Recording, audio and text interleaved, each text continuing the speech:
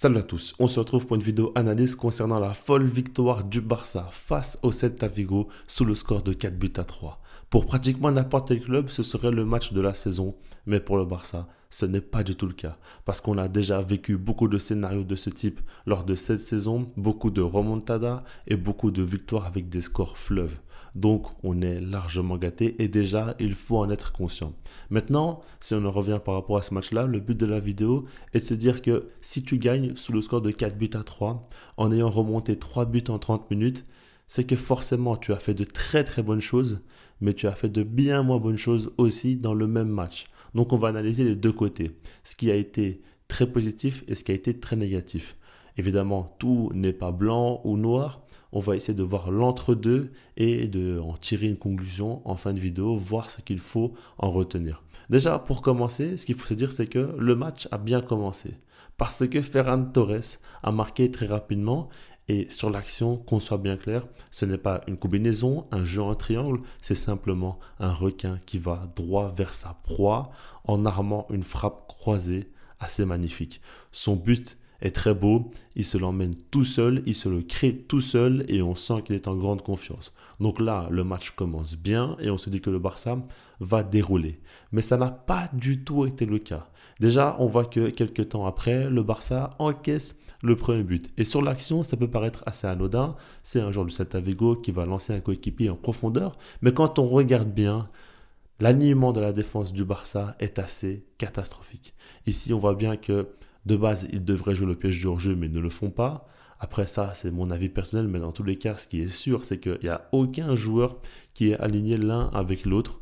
Ils sont chacun dans des positionnements différents et ils ne se comprennent pas ici. Parce qu'en soi, je pense que le plus important est d'être coordonné. Si tu joues le piège du hors-jeu, il faut que tout le monde le fasse. Et si tu ne veux pas le faire, il faut que personne ne le fasse. Ici, il n'y a pas tout le monde qui prend la même décision, donc forcément, il y a un retard sur l'attaquant qui va avoir un temps d'avance justement, en profiter pour donner un ballon à Borja Iglesias qui est un petit peu raté, mais ce n'est pas grave parce que Tech va se rater lui aussi et à ce moment-là, Iglesias va quand même finir par marquer sur cette action-là.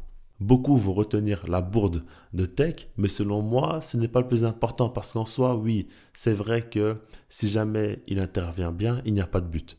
Et c'est lui le principal fautif, mais quand même, ce qu'il faut se dire, c'est que l'alignement de la défense et la prise de décision par rapport au piège du hors-jeu a posé problème ici et a fait que Tech a été dans une situation où il ne devait pas se louper. Sinon, il y aurait eu but et c'est ce qui s'est passé au final. Donc, pour en arriver là, c'est qu'avant ça, il y a eu un problème aussi. Ça, c'est un point important. Ensuite, il n'y a pas eu tout de suite le second but qui est tombé, mais on a vu une action très dangereuse peu de temps après, avec Ilaish Moriba qui va trouver un coéquipier en profondeur. Mais ce qui me dérange sur l'action, c'est que la défense du Barça, cette fois-ci, a joué le piège du hors-jeu, mais ce n'était pas la bonne décision. En tout cas, ce n'était pas le bon joueur ciblé. Parce que ici, on voit que Borja Iglesias est bel et bien en position de hors-jeu plein axe, mais c'est le joueur sur l'aile droite, encore une fois, qui va être trouvé. Et lui, il va partir de son camp, donc il ne peut pas être en position de hors-jeu. Ici, c'est bien joué de la part du Celta Vigo, et donc ça fait que les défenseurs du Barça ont un énorme temps de retard et ils ne vont pas réussir à le rattraper. Ça va offrir au final un face-à-face à Borja Iglesias, et cette fois-ci, Tech va réussir à faire l'arrêt. C'est intéressant de voir que dans ce match-là, le Barça n'a pas pris la bonne décision par rapport au piège du hors-jeu, que ce soit dans un premier temps en ne le mettant pas en place, dans un second temps en le mettant en place.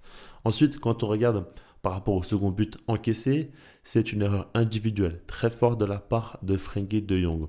Ici, on voit qu'il rate son contrôle et ça va emmener tout de suite un ballon de but à Borja Iglesias, lui qui n'attendait qu'une erreur pour pouvoir en profiter et c'est ce qui s'est passé. Après, il va armer une très bonne frappe aussi, mais on comprend bien que si De Jong réussit son contrôle, il n'y a pas de danger sur l'action.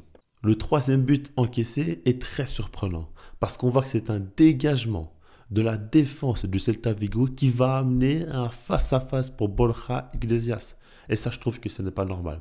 Je pense personnellement que Pau Cubarsí et Inigo Martinez n'étaient pas assez concentrés parce que ce n'est pas possible de laisser un tel trou d'air, un tel espace entre les deux et ne pas réagir très vite. Comme je l'avais dit dans ma vidéo débrief, selon moi, Inigo Martinez et Pau Cubarsí ont été beaucoup plus dans la réaction que dans l'anticipation lors de ce match-là.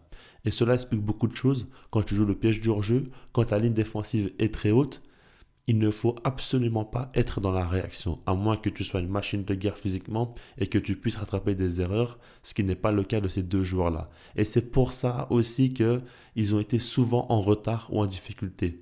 S'ils étaient plus dans l'anticipation et dans la compréhension de ce qui se passait, ils auraient pu éviter pas mal de choses. Mais attention, quand on regarde ici, le Celta, ils ont mis 3 buts et ils ont eu d'autres situations très dangereuses. Je vous mets quelques screens où on voit que, par exemple, Pau Cubarsí s'est fait avoir ici. Il a voulu jouer le piège du hors-jeu. Ça a été très mal fait de sa part. On a vu une situation où Mingueza avait le but ouvert et s'est raté en fin de match. Ça aurait pu être le but de la victoire, d'ailleurs, pour le Celta Vigo. On a certainement vu le pire match du Barça cette saison d'un point de vue défensif où on a vu beaucoup de fébrilité et ça a été en lien avec ce qui s'est passé face à Dortmund, mais pour moi ça a été encore pire lors de ce match-là. Maintenant, attention, ce que j'aimerais dire c'est que pour moi le Celta Vigo n'a pas trouvé des failles. Le Celta Vigo n'a pas fait de nouvelles choses que par exemple l'Inter Milan ou le Real Madrid pourront reproduire pour nous battre. Moi je pense simplement qu'il y a eu deux erreurs fondamentales qui ont été faites par le Barça lors de ce match-là. Je vous dis ce que moi j'ai constaté. La première des choses, c'est que quand je regarde, je vois que le bloc équipe est coupé en deux. Il y a eu pas mal de séquences de jeu où la ligne d'attaque a été trop éloignée de la ligne défensive. Et donc le milieu de terrain était seul face à lui-même. Et quand on regarde le bloc équipe de manière plus globale, était trop espacé. Donc beaucoup d'espace entre les lignes. Et les joueurs du Celta pouvaient faire la différence et pouvaient donner des ballons sans être trop pressés. Ça déjà c'est un point important. Quand tu joues le PSG du hors-jeu, il faut étouffer le porteur du ballon. Ça n'a pas toujours été le cas. Donc avec autant d'espace, forcément, tu peux distribuer de manière beaucoup plus simple. Et ça c'est déjà un point important. Ensuite, je trouve que de manière globale, Hansi Flick a voulu tuer le match assez rapidement, marquer le plus de buts possible très vite pour assurer la victoire. Et il a pris tellement de risques qu'au final, on a vu des joueurs qui se positionnaient trop haut et laissaient trop d'espace dans le dos de la défense. Par exemple, Jules Koundé a été pratiquement tout le long du match en position d'ailier droit, où il était très haut sur le terrain et au final, il n'était pas toujours présent pour les phases défensives, ou en tout cas quand il était là, c'est parce qu'il faisait un retour de 30 ou 40 mètres. Donc forcément, il n'était pas dans les meilleures conditions pour récupérer le ballon.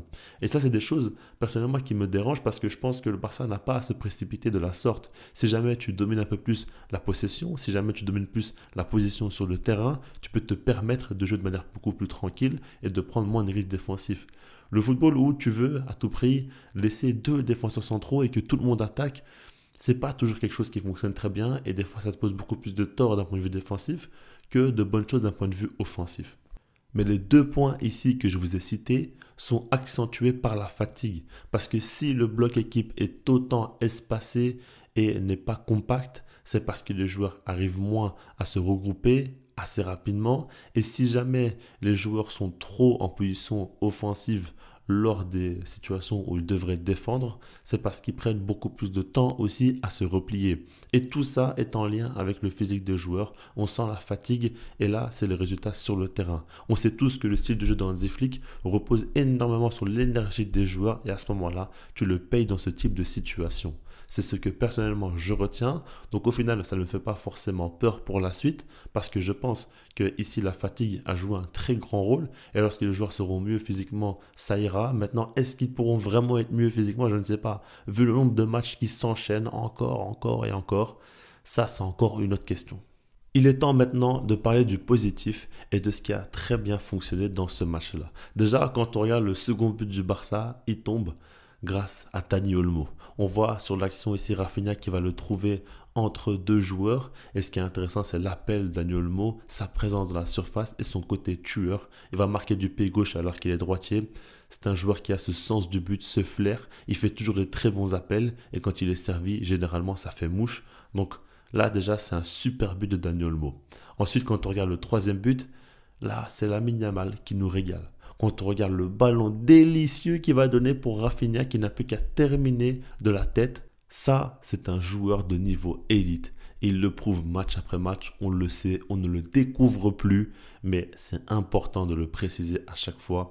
Dès qu'il entre en cours de jeu, il fait des différences. On l'a vu, Dani Olmo aussi, les deux joueurs ont été décisifs et ce n'est pas pour rien. Ils sont très bons, on le sait, et puis surtout, ils ont ce côté différence individuelle que les autres n'ont pas forcément parce qu'il leur en faut peu pour être efficace, pour être clinique, et ça c'est important aussi. Quand on regarde ensuite, le quatrième but a été inscrit sur penalty, ok, mais attention, il faut voir d'où vient l'action et elle est assez intéressante. C'est Pedri à la base qui va donner un très bon ballon en profondeur pour Dani Olmo, qui va encore une fois faire un bon appel, qui va encore une fois finir par se retrouver dans la surface. Et à ce moment-là, il va obtenir une faute. Mais quand on regarde l'action, encore une fois, c'est un bon mouvement, c'est un bon appel, c'est une très bonne passe de Pedri, ce qui amène à un penalty qui va être magnifiquement transformé par Rafinha.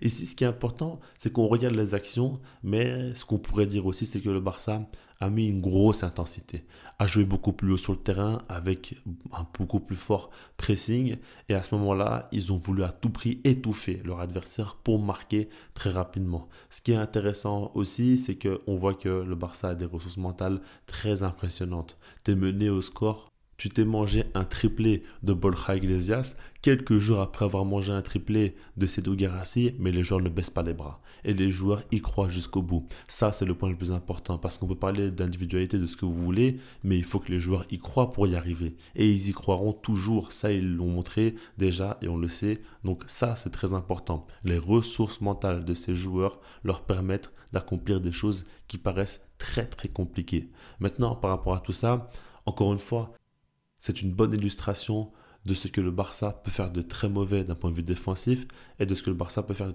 de manière très très bonne d'un point de vue offensif. En soi, c'est des choses qu'on savait déjà. Ça a été un petit peu accentué dans ce match-là et évidemment qu'il faut trouver plus d'équilibre, mais je n'ai pas beaucoup de crainte parce que je pense que voilà, c'est vrai que tu peux renforcer ton milieu de terrain, tu peux essayer de trouver quelques petites solutions, mais de manière globale, le Barça ne va pas jouer de la même façon face aux gros. On sait qu'ils mettront plus d'intensité, on sait que le bloc équipe sera plus compact, et on sait que les replis défensifs aussi vont être beaucoup plus efficaces et rapides.